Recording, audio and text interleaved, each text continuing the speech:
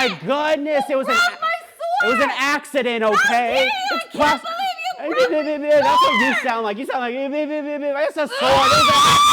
It was an accident. I'm not listening. I'm not listening anymore. I'm not listening. What in the What in the world? Alex broke my sword. It was an accident. Time. Hold up. Please, one at a time, tell me what happened. Melanie. Alex She broke broke. Alex. Melanie's first. Melanie, tell me what happened. Alex broke my sword. He broke your sword? Yes. Alex. Okay. Explain to me. Let me see. What happened? It was an accident, okay? It was a prop for last week. Okay, stop. It's Alex's turn. Stop, okay? Alex, what happened? Okay, so Melanie came in and she was like, "You broke my sword." And I'm like, "It was an accident, so it's not my purpose." And she needs to apologize because she's been really mean to me. Time out. Okay, is this the sword? Yeah. Okay, it is broken.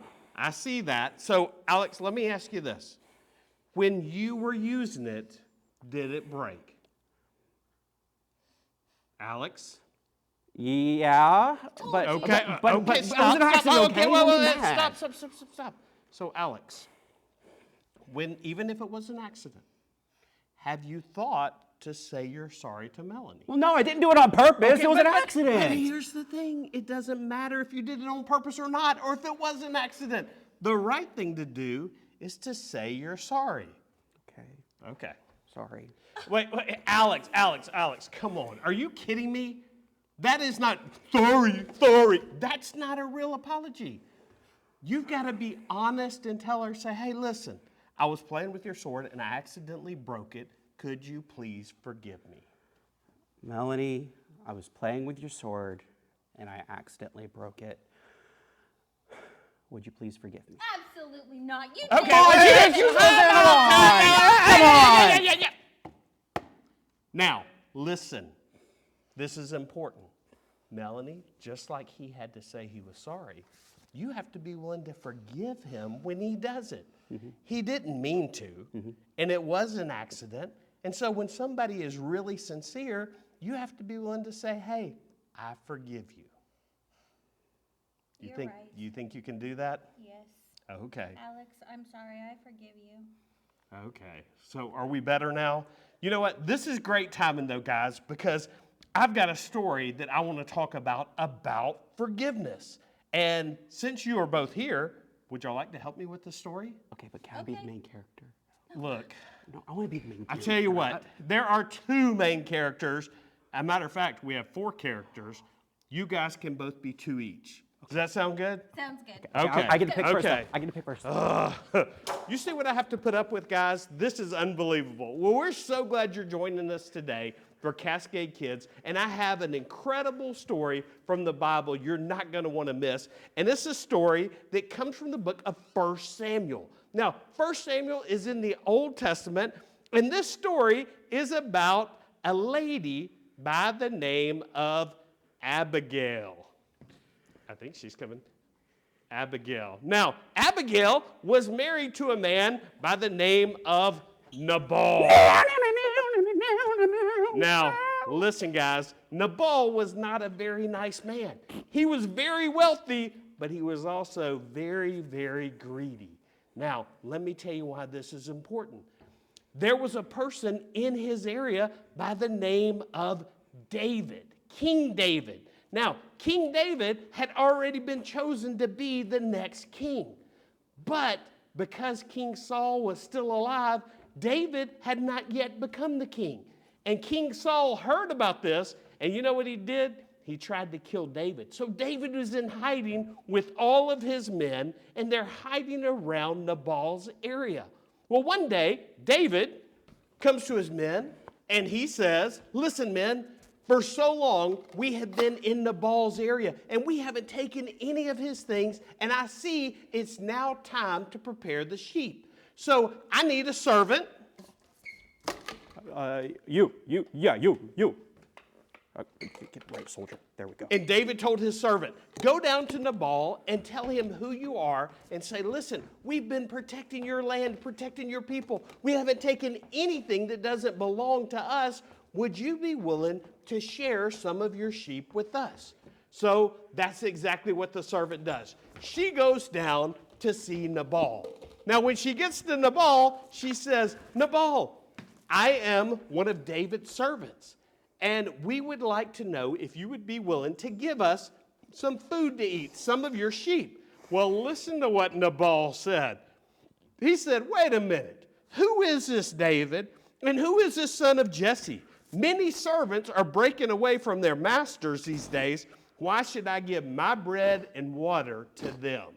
Now, guys, you talk about rude and mean, because everybody knew who David was. Everybody knew he was going to be the next king. But what he said was highly offensive. So, you know what happened? David's servant went to find David. And she shares with David exactly what Nabal said. Well, when David heard this, he was furious. He gathered all of his men together. Oh my goodness. And he said, strap on your sword. We are going down to Nabal's house and we're going to kill everybody. Well, fortunately for David, Nabal's wife, Abigail, heard what had happened. So she very quickly gathered a bunch of food together and rode out to see David. Well, when she gets to David, you know what the first thing she does is? She says, I'm sorry. She apologizes. She said, will you please forgive me for what my husband said? And she said, I have some things I want to give you. And she brings David and his men 200 loaves of bread. Okay. And then 5 prepared sheep. Okay. 100 or a bunch of grain. Thank you. 100 cakes of raisins. Okay. And 200 cakes of pressed figs.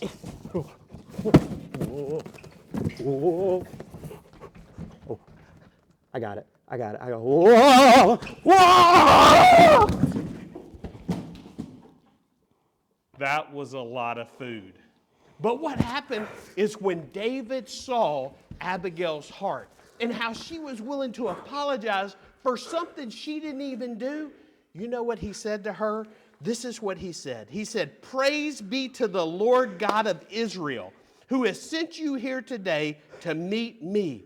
May your blessings for good judgment and keeping me from bloodshed this day and avenging myself at my own hand. What he basically said is, Abigail, thank you for keeping me from making a big, big mistake. And it was all because Abigail was willing to say she was sorry for something she had not even done. Now, you two, come over here.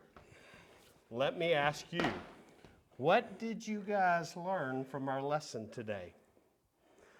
I learned how important it is to say you're sorry, even if you didn't do it, even if you didn't do it on purpose. Yes. And Melanie? I learned how important it is to offer forgiveness when someone says they're sorry. That's exactly right. Because, guys, here's the thing. All of us are going to make mistakes. I make mistakes.